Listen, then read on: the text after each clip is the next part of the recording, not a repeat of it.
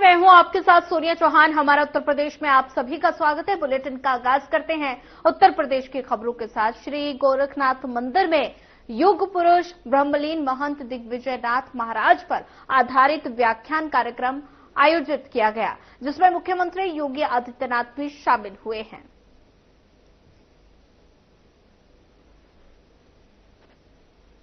और उत्तरी प्रदान कर यहां पर एकत्र हुए हैं।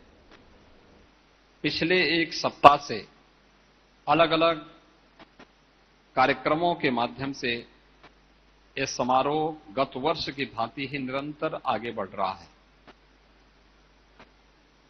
आज युग पुरुष ब्रह्मलीन महंत दिग्विजय नाथ जी महाराज की पावन पुण्यतिथि है और इस स्मृति में उनकी पुण्य स्मृति को बनाए रखने के लिए गोरक्षपीठ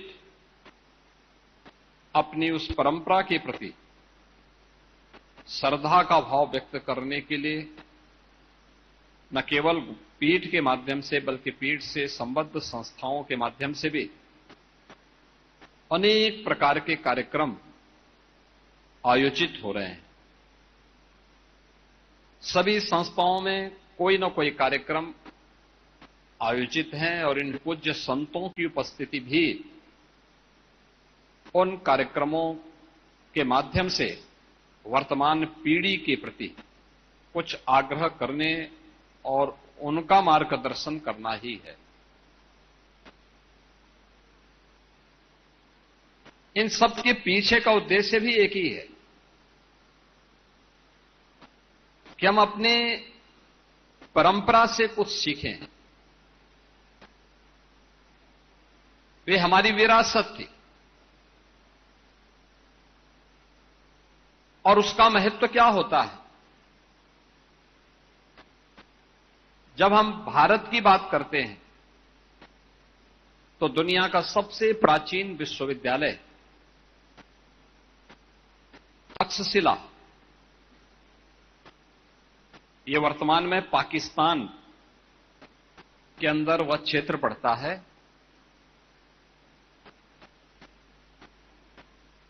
मर्यादा पुरुषोत्तम भगवान श्री राम के अनुज भरत के पुत्र के नाम पर, उनके पुत्र तक्ष के नाम पर तक्षशिला पड़ा और तक्षशिला में दुनिया का सबसे पहला मान्य विश्वविद्यालय था। ये वही विश्वविद्यालय है जिसने पाणिनि के व्याकरण को इसी विश्वविद्यालय से वह आगे बढ़ा।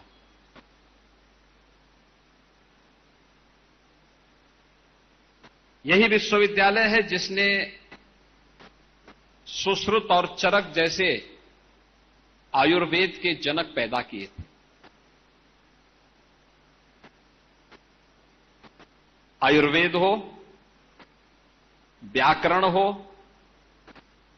अर्थशास्त्र हो, राजनीतिक शास्त्र हो या फिर कृषि के क्षेत्र में क्या कुछ नवाचार और शोध होने हैं, इन सब का दुनिया का प्राचीनतम विश्वविद्यालय तक्षशिला उसका एक केंद्र हुआ करता था। कहते हैं वहां पर उसी विश्वविद्यालय के एक स्नातक के रूप में विश्व प्रसिद्ध आयुर्वेद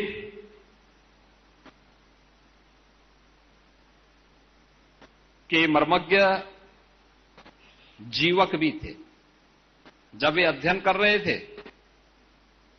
कई वर्षों तक उन्होंने उस विश्वविद्यालय में वहां के योग्य आचार्यों के सानिध्य में आयुर्वेद की शिक्षा ली। शिक्षा लेने के बाद जब वह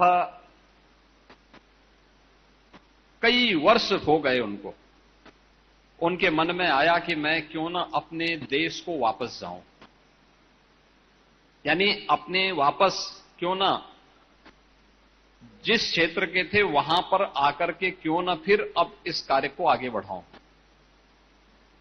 तो उन्होंने अपने आचार्य के पास गए और आचार्य से कहा कि मैं बहुत वर्ष हो गए हैं मुझे यहां आयुर्वेद में जानते हुए, सीखते हुए, मैं चाहता हूं कि मैं अब इसको समाज को भी दूं, लोक कल्याण के लिए अपने आप को समर्पित कर दूं। तो कोई भी शिष्य जब अपना शिक्षा का कार्यकाल यानी अध्ययन पूरा करने के बाद जब वापस अपने घर को जाता था तो आचार्य के द्वारा उसकी एक परीक्षा ली जाती थी। तो परीक्षा के रूप में जब उनके आचार्य ने उनसे कहा कि ठीक है आपको जाना है तो एक बात का ध्यान रखो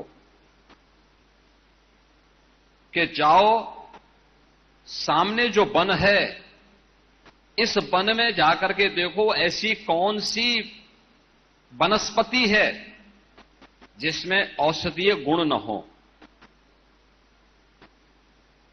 कहते हैं जीवक गए, 15 दिनों तक वह वन के एक एक कोने को उन्होंने छाना और वापस आकर के उन्होंने अपने आचार्य से कहा कि कोई भी ऐसी वनस्पति मुझे नहीं मिली जिसमें औषधीय गुण न हो। उन्होंने कहा कैसे? उन्होंने कहा नहीं। उन्होंने कहा सब में कुछ न कुछ औषधीय गुण हैं और इसीलिए तो भारतीय मनीषा ने कहा कि अमंत्रम अक्षरम नास्ति, नास्ति मूलो अनौषध है और अयोग्यो पुरुषो नास्ति योजकः तत्र दुर्लभ। यानी कोई अक्षर ऐसा नहीं जिसमें मंत्र बनने की सामर्थ्य न हो।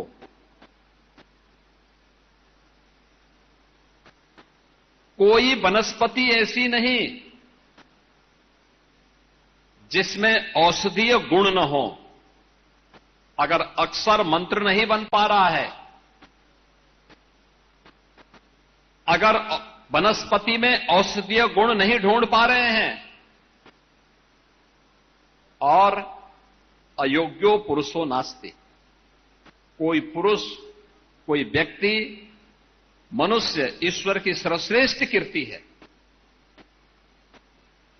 कोई भी अयोग्य नहीं है।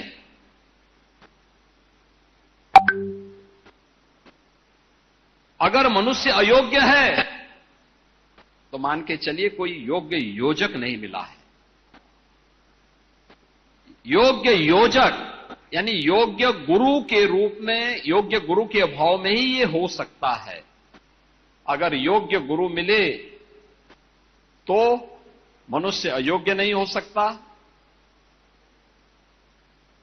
योग्य आचार्य मिले, आयुर्वेदाचार्य मिले, कोई वनस्पति ऐसी नहीं जिसमें औषधीय गुण न हो,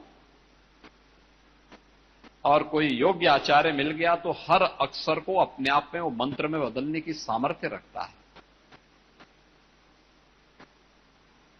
हमारे ऋषि परंपरा ने, भारत की ऋषि परंपरा ने, भारत के संतों की परंपरा ने उसी योजक के रूप में समाज की भूमिका का, अपनी सामाजिक और आध्यात्मिक भूमिका का निर्वहन किया। याद करिए महंत दिग्विजयनाथ जी महाराज, उनका जन्म मेवाड़ के उस इतिहास प्रसिद्ध कुल परंपरा में हुआ जिसने कभी विदेशी ताकतों के सामने कोई समर्पण नहीं किया। वे जूझते रहे, लड़ते रहे और अंततः किसी कालखंड में मेवाड़ से जुड़े हुए जितने भी दुर्ग और किले विदेशी आक्रांताओं ने अपने कब्जे में लिए थे, महाराणा प्रताप ने अपने जीते जी सबको वापस ला करके भारत की हिंदुआ सूर्य की उस पताका को फिर से अनंत काल तक आने वाली पीढ़ी के लिए एक नई प्रेरणा दी। महंत दिग्विजयनाथ जी महाराज उस परंपरा से गोरखपीठ में आए थे, लेकिन नहीं आकर के केवल साधु का बाना पहन करके अपने आध्यात्मिक उन्नयन तक अपने आप को सीमित नहीं रखना। धर्म के जो हेतु हैं, अभ्युदय के लिए भी और निश्रेयस्य के लिए भी, यानी सांसारिक उत्कर्ष के लिए भी हम काम करेंगे और अपनी आत्मिक उन्नति के लिए भी कार्य करेंगे, जिससे मुक्ति मिल सके, जीवन में मुक्ति का मार्ग प्रशस्त हो सके।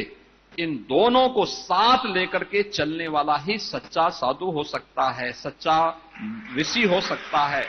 और यही कार्य गोरखपीठ की इस परंपरा ने महंत दिग्विजयनाथ जी महाराज के नाम पर, पूज्य महंत अवेद्यनाथ जी महाराज के नाम पर किया।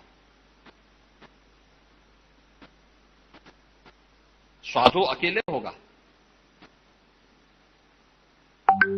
पूरा समाज ही उसका परिवार है, पूरा राष्ट्र ही उसका कुटुंब है, सनातन धर्म ही उसकी जाति है। जब इस ध्येय के साथ वे कार्य किए तो संतों का संकल्प क्यों चरितार्थ होता है? इसलिए होता है, उनका संकल्प मूर्त रूप इसलिए लेता है क्योंकि उसमें एक पवित्रता छुपी होती है, उस संकल्प में एक दृढ़ता छुपी होती है, उनकी साधना का अंश घुला होता है। और उन्होंने संकल्प लिया था गोरखपुर में शिक्षा का एक केंद्र बनना चाहिए। साधन नहीं थे, देश गुलाम था। 1932 में उन्होंने महाराणा प्रताप शिक्षा परिषद की स्थापना कर दी। गोरखपीठ के पास साधन नहीं थे, लेकिन गोरखनाथ मंदिर को सनातन धर्म के एक वैभवशाली मंदिर के रूप में स्थापित करना है। और मुगल कालखंड के दौरान विदेशी आक्रांताओं ने अगर हमसे कुछ छीना है तो उसको वापस लेकर के हम उसकी पुनर्प्रतिष्ठा का कार्य करेंगे। उन्होंने गोरखनाथ मंदिर और उससे जुड़ी हुई पूरी संपत्ति को गुलाम भारत में ही वापस लेकर के गोरखनाथ मंदिर को भी भव्य स्वरूप प्रदान कर दिया। उन्होंने संकल्प लिया था कि हमें गोरखपुर में विश्वविद्यालय की स्थापना करनी है। तो गोरखपुर में उस समय गोरखपुर में विश्वविद्यालय बनाने की जब बात आई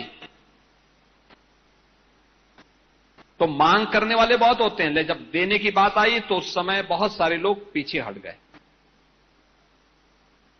सेंट एंड्रूज कॉलेज भी यहां गोरखपुर में था, महाराणा प्रताप कॉलेज और सेंट एंड्रूज कॉलेज थे। आजादी के पहले दोनों साथ साथ थे कि हां मिलकर के विश्वविद्यालय बन जाएगा, हम राज्य सरकार को दे देंगे प्रॉपर्टी। लेकिन जब स्वतंत्र भारत में 1950 में संविधान अंगीकार किया गया तो सेंट एंड्रूज कॉलेज को अल्पसंख्यक संस्थाओं को विशेष अधिकार प्राप्त हो गए, तो उन्होंने मना कर दिया कि हम नहीं देंगे। फिर गोरखपीठ को कुछ समय लगा एक और कॉलेज बनाने में। जब 2 कॉलेज बने और राज्य सरकार की मांग के अनुरूप प्रॉपर्टी जुटा दी गई, तब राज्य सरकार को दिया गया। फिर गोरखपुर विश्वविद्यालय की स्थापना होती है। गोरखपुर विश्वविद्यालय वहां से बनता है। बालिकाओं की शिक्षा का केंद्र बनना चाहिए गोरखपुर।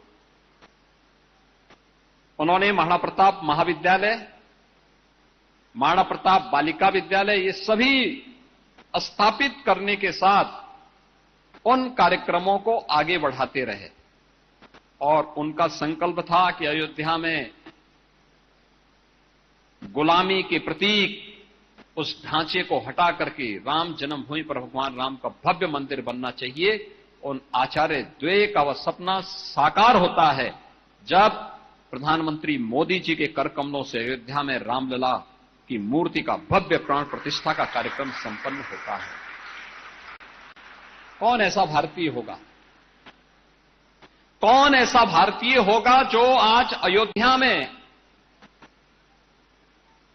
राम जन्मभूमि पर भगवान श्री राम के भव्य मंदिर निर्माण के इस कार्य के साथ अभिभूत न होता हो। अगर वो अभिभूत नहीं होता है और अगर उसे गौरव की अनुभूति नहीं होती है तो हमें उसके भारतीय होने में संदेह होता है, क्योंकि ये सनातन गौरव का प्रतीक है, भारतीय गौरव का प्रतीक है कि हमने आक्रांताओं की निशानी को मिटाया है और भारतीयता के गौरव को फिर से राम जन्मभूमि पर भगवान राम के भव्य मंदिर के निर्माण की पुनर्स्थापना का कार्य स्वतंत्र भारत में हो पाया है। और यह कार्य प्रधानमंत्री मोदी जी के कर कमलों से आज अयोध्या में हम सब देख रहे हैं।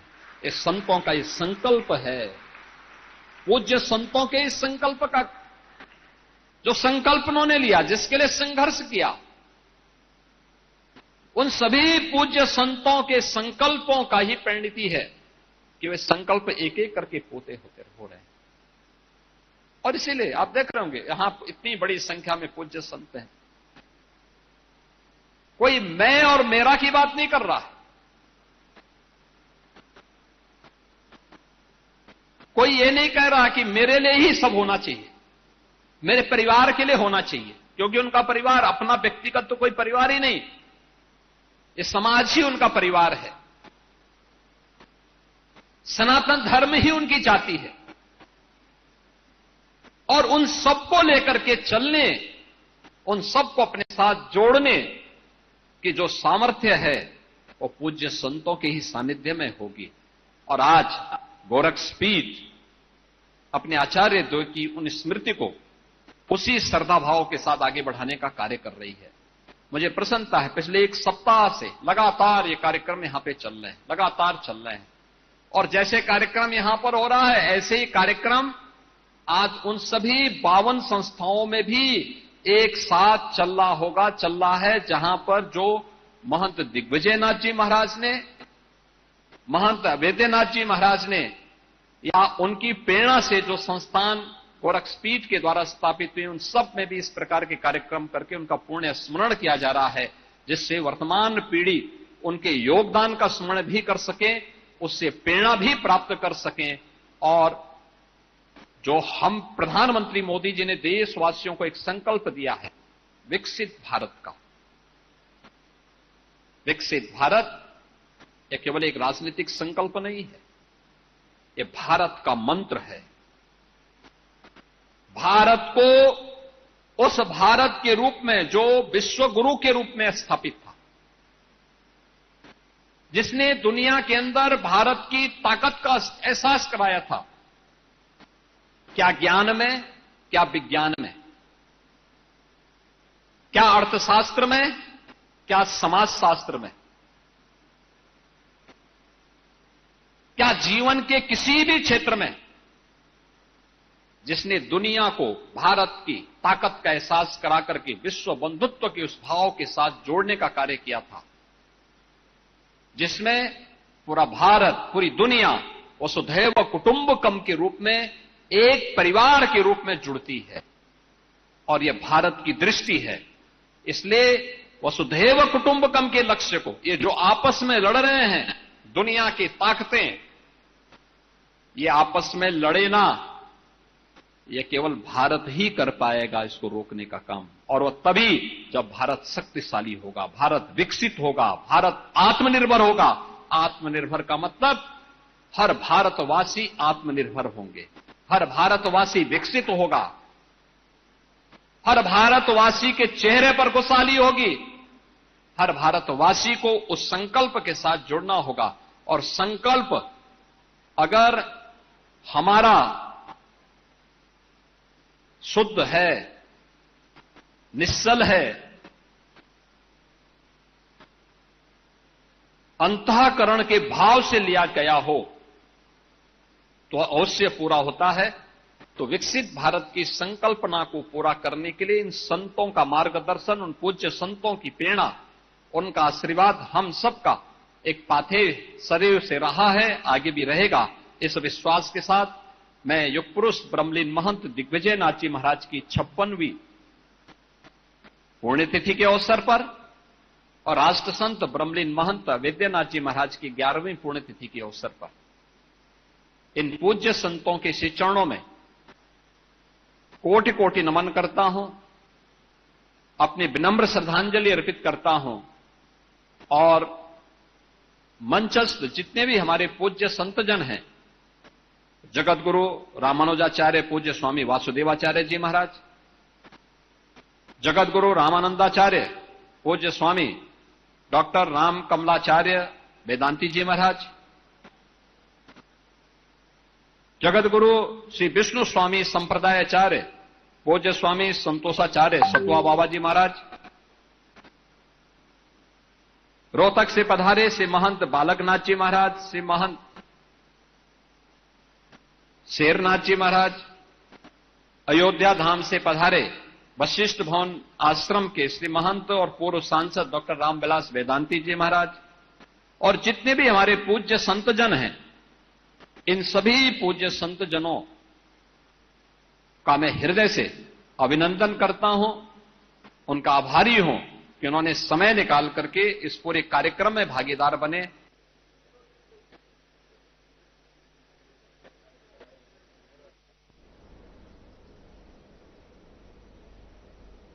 चलिए फिलहाल वक्त तो चला एक छोटे से ब्रेक का, ब्रेक के बाद जल्द हाजिर होंगे।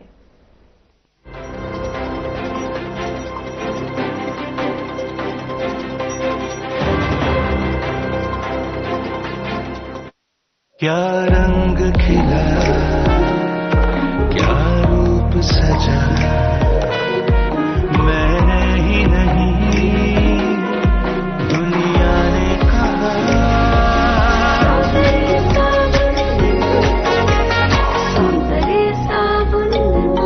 लोग सेहत बनाने के लिए क्या क्या नहीं करते, जिम जाते हैं, कसरत करते हैं, काजू बादाम प्रोटीन के डिब्बे तक घोल घोल कर पीते हैं, फिर भी उनकी सेहत नहीं बनती, क्योंकि उनका पाचन तंत्र खराब है। और जब तक के पाचन तंत्र दुरुस्त नहीं होगा, वो जितना मर्जी अच्छे से अच्छा खा ले, उनकी सेहत नहीं बन सकती। इसलिए हमारी संस्था सन्यासी आयुर्वेदा ने एक ऐसी दवा का निर्माण किया है जो कि आपके लिवर को, आपके पाचन तंत्र को दुरुस्त करने का काम करती है, ताकि आप जो भी खाएं उसका पूरे का पूरा निचोड़ आपके शरीर को लगे, आपकी भूख बढ़े, खाया पिया सही से लगे, नया खून बने, हड्डियों में जान आए, वजन बढ़े और आप मोटे तगड़े खूबसूरत पर्सनैलिटी के मालिक बन जाए। सिर्फ 699 रुपए की पूरे एक महीने की दवा होती है और आप इसे घर बैठे 01145454545 पर फोन करके दवा मंगवा सकते हैं।